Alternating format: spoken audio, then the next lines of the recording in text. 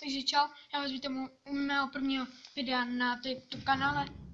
Dneska to bude video, kde bych se vám chtěl představit. Představím se vám takhle.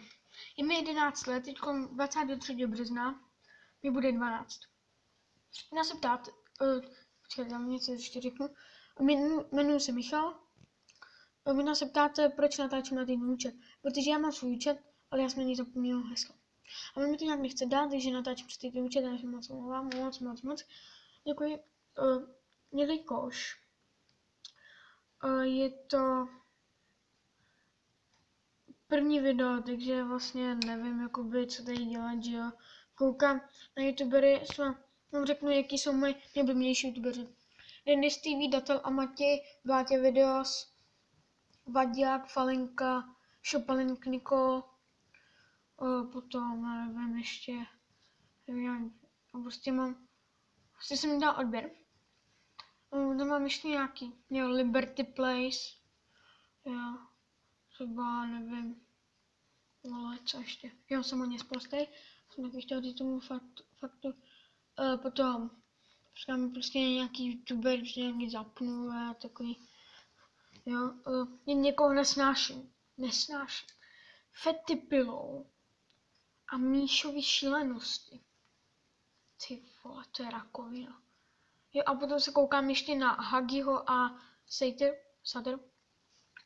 A potom se koukám ještě na Hogiho, který už nenatáčí, takže Petr Lexa. Jakož se vám loučím. Můj pozdrav. Jo, a jak jste si mohli všimnout, mám naslouchátka. Můj pozdrav na začátku bude, takže čau lidi, vítám vás u nového videa, takový. Můj pozdrav na konci bude čau.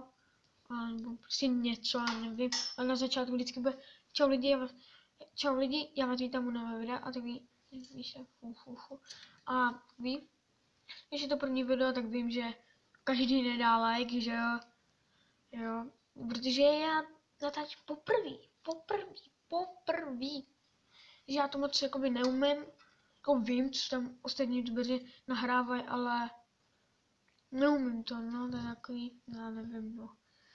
Já se s vámi loučím. Čekat, jestli vám ještě nechci něco říct. Jo, chodím do 6B. Nebudu říkat to, do jaký školy, takový soukromí věci, jaký ty bla. Jo. Mám 3 kočky, máme slepice, potom máme jednoho psa a 2 prasata.